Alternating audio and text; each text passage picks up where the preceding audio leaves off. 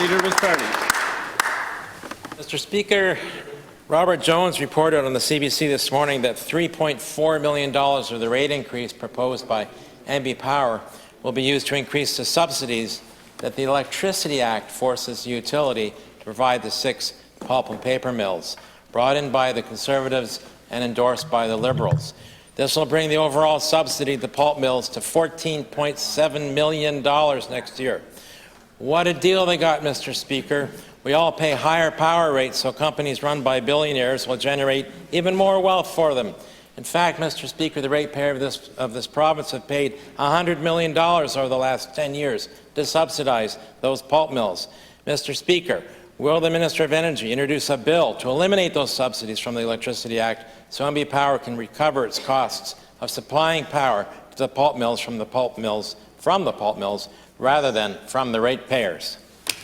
The Honourable Premier. Mr. Speaker, I think we've adequately covered this question, but in relation to understanding what the process is and what the recommendation of the EUB board comes up with, I think they will look at the broad spectrum of the application and say what's relevant, what's not relevant, what makes sense for the shareholders, the people of the province, and then how do we go forward. So to debate what's being proposed in the current application, and to do that here in this House and suggest that we make premature changes to legislation without understanding what the outcome is of the hearings, in which lots of information will be provided, lots of interveners will come forward, so there'll be all kinds of studies, investigations, and I would guess that this will be one of them, where it'll be analyzed to say, is this fair or not fair to industries, to ratepayers, and there will be a recommendation. So, Mr. Speaker, once again, we will react to the process and the recommendations that come from the process. That is how it works. There's lots of opportunity to intervene and to have a say in that process, Mr. Speaker, so let it proceed. Thank you. Member for Fredericton-South and Leader of his party. Sur le Président, le rôle de la Commission de l'énergie et des services publics n'est pas de faire un commentaire sur les politiques du gouvernement. Pas du tout. Les gouvernements successifs ont été généreux envers les milliardaires qui possèdent les papiers du Nouveau-Brunswick ou qui ont investi. Ils ont garanti l'approvisionnement en bois pendant 25 ans. Ils ont réduit les évaluations foncières.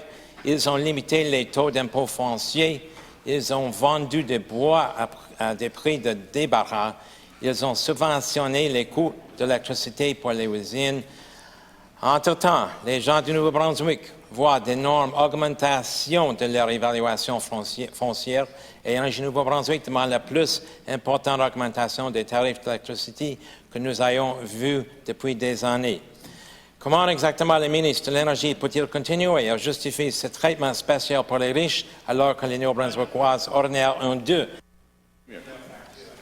Speaker, I think the changes that were made in municipal reform in order to allow taxation room in the communities for heavy industry and such, that was a move to allow communities to directly tax those heavy industries that they felt were not taxed properly.